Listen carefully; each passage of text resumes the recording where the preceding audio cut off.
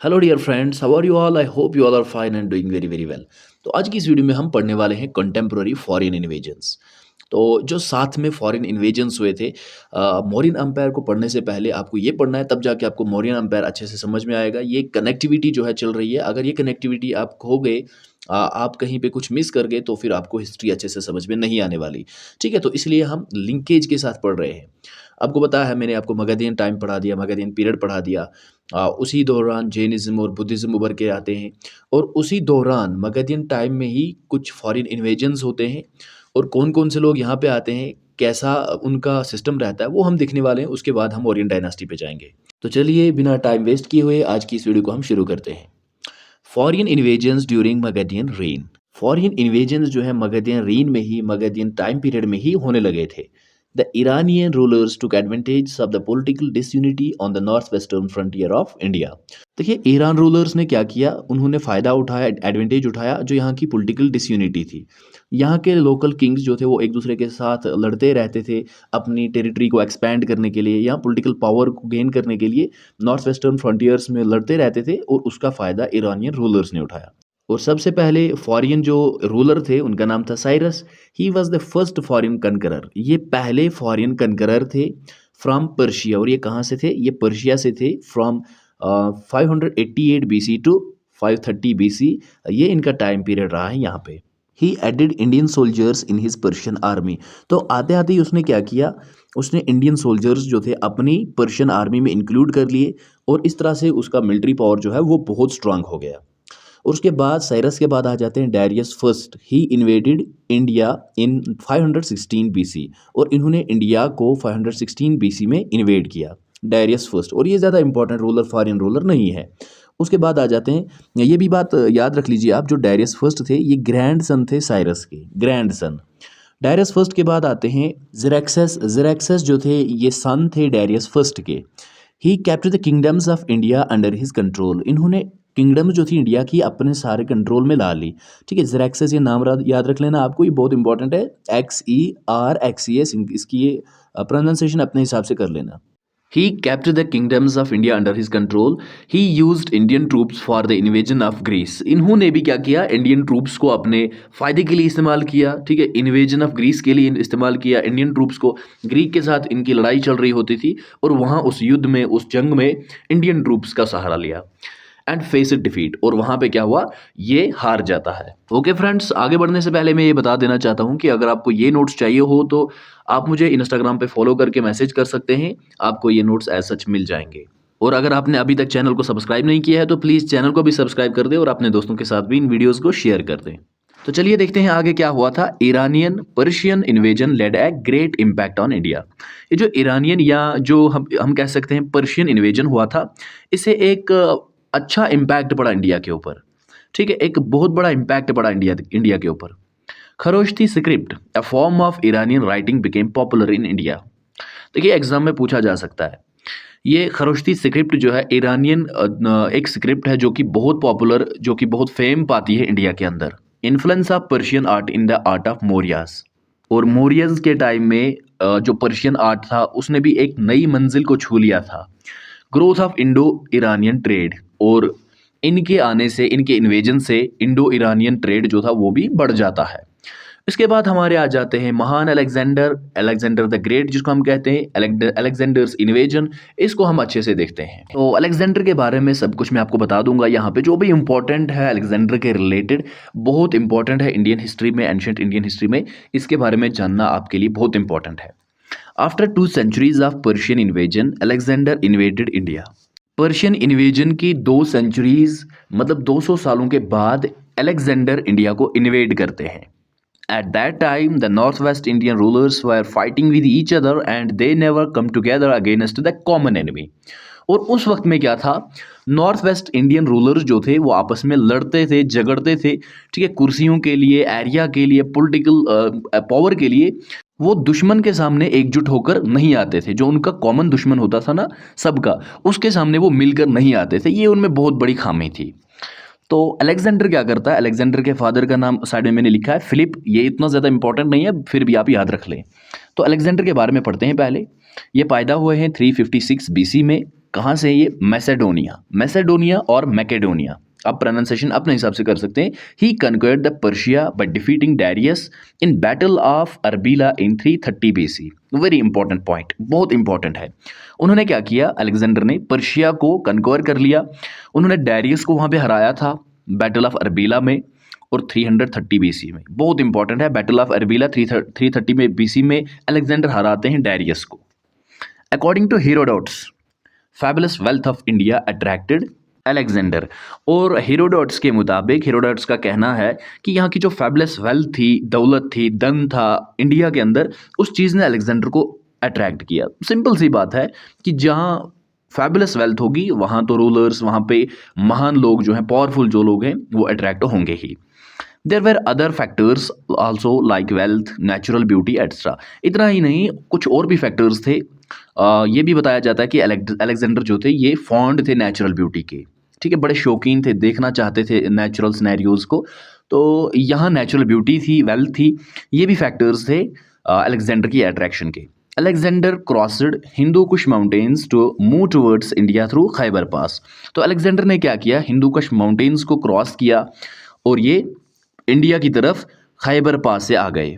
In India he was warmly received by Ambhi the ruler of टैक्शिला।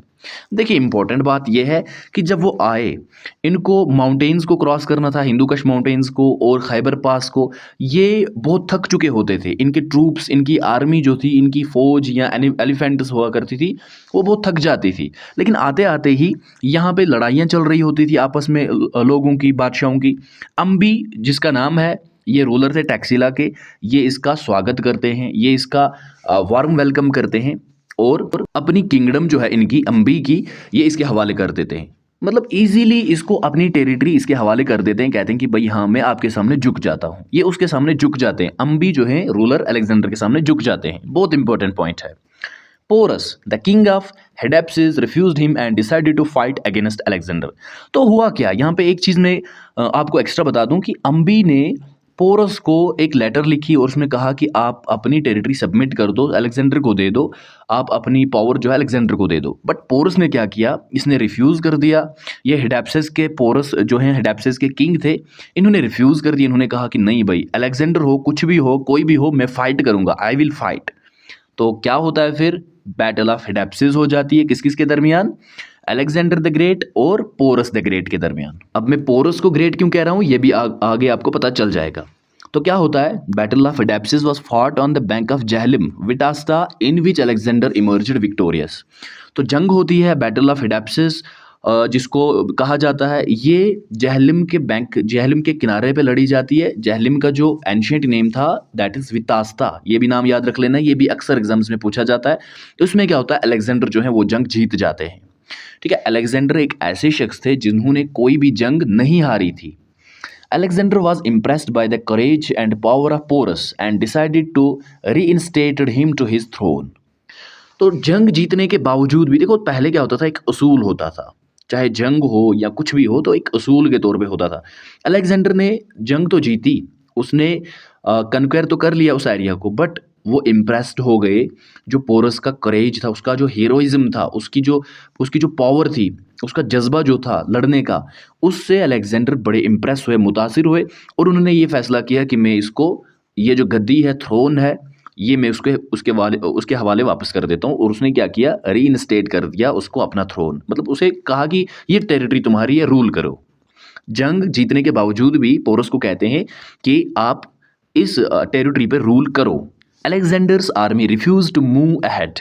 तो वहाँ porous की बहादुरी देखने के बाद जो अलेक्जेंडर का ख्वाब था ईस्ट तक आने का, वो अधूरा रह गया, वो पूरा नहीं हुआ। अलेक्जेंडर की आर्मी जो है वो रिफ्यूज़ कर देती है, वो कहती है कि भाई हम आगे नहीं जाने वाले, क्योंकि आगे जो इंडियन किंग्स हैं इनके पास अच्छे ट्रूप्स हैं, एलिफेंट्स हैं, हम इनसे लड़ नहीं सकते। क्यों? मसला क्या था कि इन्हें हिंदू कश माउंटेन्स क्रॉस करने होते थे और वहाँ क्रॉस करते करते वो ऑलरेडी हाफ डेड हो गए होते थे, उनके अंदर वो पावर नहीं होती थी फिर जंग करने की। तो ये भी एक रीज़न है कि अलेक्जेंडर की आर्मी ने उसका साथ छोड़ दिया और कहा कि हम आगे नहीं जाने वाले हैं। Alexander divided the territory from Indus to Bias in 3 provinces and kept under separate governors. तो अलेक्जेंडर मजबूर हुए और उन्होंने क्या किया, टेरिटरी को डिवाइड कर दिया। जो इंडस और बियास के बीच में जो टेरिटरी आती थी उसको डिवाइड कर दिया 3 प्रोविंसेस में, और and kept under separate governors, और तीनों टेरिटरीज को, तीनों प्रोविंसेस को अलग अलग गवर्नर्स के अंडर रख दिया। वहाँ मतलब गवर्नर्स रख दिए। He kept north west India under Greek governor named Seleucus Nicator. बहुत इंपॉर्टेंट पॉइंट याद रखना आपको, जो नॉर्थ वेस्ट इंडिया था उसको ग्रीक गवर्नर के अंडर रख दिया जिसका नाम था सेलेकस निकेटर। ये गवर्नर थे, ग्रीक गवर्नर अलेक्जेंडर के। Alexander remained here for only 19 months and return to Babylon in 323 BC। Alexander India में टोटल 19 मंथ्स तक रहे हैं, 19 महीनों तक रहे हैं, और फिर वापस बेबीलोन चले जाते हैं 323 BC में। He died there at the age of 33 years, और वहाँ पे उनकी डेथ हो जाती है। 33 ईयर्स के थे, तो अंदाज़ा करो अलेक्जेंडर द ग्रेट, ग्रेट ऐसे ही नहीं कहा जाता लोगों को। 33 ईयर्स में इसने कई सारी जंगें लड़ी। इसका ख्वाब था कि मैं पूरी वर्ल्ड को कैप्चर करूँ, ठीक है, वो अधूरा भी रह गया, बट जंग कोई हारी नहीं इसने। 33 ईयर्स का लोंडा जो था, इतना बहादुर था, करेजियस था, ठीक है, इसलिए इसका नाम अलेक्जेंडर के नाम के आगे ग्रेट जोड़ा गया। तो 33 ईयर्स की एज में इसकी डेथ हो जाती है अपने शहर बेबीलोन में 323 BC में। तो आगे बढ़ने से पहले एक मैसेज है आपके लिए कि अगर आप ये नोट्स चाहते हो तो मुझे इंस्टाग्राम पे मैसेज कर सकते हैं या फिर व्हाट्सएप पे मैसेज कर सकते हैं, आपको ये नोट्स एज सच मिल जाएंगे। बिलीव मी, बहुत इंपॉर्टेंट और हेल्पफुल रहने वाले हैं ये आपके एग्जाम्स में, चाहे कोई भी एग्जाम हो, चाहे जॉब एग्जाम हो या फिर एंट्रेंस एग्जाम हो या फिर क्लास एग्जाम हो। ये उस तरीके से प्रिपेयर किए गए हैं। एक तो आंसर राइटिंग में भी आप इनको यूज़ कर सकते हो, और अगर ऑब्जेक्टिव टाइप आपका एग्जाम आ जाता है तो वहाँ पे भी आप इनको पढ़ सकते हो। जो भी इंपॉर्टेंट इन्फॉर्मेशन है वो इन नोट्स के अंदर भर दी गई है। आप बिना टेंशन इन नोट्स को खरीद सकते हो, पढ़ सकते हो, एंड बिलीव मी कि आप अच्छे मार्क्स ला सकते हो। तो चलिए अब हम देखते हैं इम्पैक्ट्स ऑफ अलेक्जेंडर्स इन्वेजन। अब अलेक्जेंडर तो आए, इम्पैक्ट कौन सा रहा उसका इंडिया के ऊपर, क्या इंडिया को कुछ फायदा हुआ अलेक्जेंडर के इन्वेजन से या नहीं, ये हम देखते हैं। Opening up of new trade routes between India and western Asia. तो क्या हुआ, इसके आने से नए ट्रेड रूट्स खुल गए इंडिया और वेस्टर्न एशिया के दरमियान। पहले ट्रेड हुआ नहीं करता था इन वेस्टर्न एशिया के साथ। अब इसके इन्वेजन के बाद इंडिया का ट्रेड जो है वेस्टर्न एशिया के साथ भी बढ़ गया। His historians have left valuable accounts related to Indian geography, social and economical condition। इसके जो हिस्टोरियन थे, अलेक्जेंडर के साथ जो हिस्टोरियन, इनके अपने फिलोसफर्स होते थे, इनके अपने हिस्टोरियंस होते हैं, ठीक है, इनके अपने डॉक्टर्स होते हैं। तो जो हिस्टोरियंस थे, जो वो वैल्यूएबल अकाउंट्स, वैल्यूएबल रिकॉर्ड्स छोड़ के गए हैं इंडियन जियोग्राफी के, इंडियन सोसाइटी के, यहाँ की इकोनॉमिक कंडीशन क्या थी उस टाइम की, वो इंपॉर्टेंट रिकॉर्ड्स छोड़ के गए हैं। Indians learned from the Greeks in the fields of coinage, astronomy, architecture, etc. Indians ने भी बहुत कुछ सीखा ग्रीक से, ठीक है, क्वाइनेज सिस्टम में या एस्ट्रोनॉमी के फील्ड में, आर्किटेक्चर के फील्ड में बहुत कुछ सीखा ग्रीक से। तो ग्रीक फिलासफर्स आज भी माने जाते हैं, आज भी हम देखते हैं जो बड़ी बड़ी थेरीज हैं वो ज़्यादातर ग्रीक से आई हैं। Encouraged political unification of India under Mauryas, और अलेक्जेंडर के आने से इंडिया की जो पॉलिटिकल यूनिफिकेशन थी उसको एनकरेज किया गया मौर्यास के अंडर। तो हम आगे देखेंगे मौर्यन एम्पायर में क्या होता है।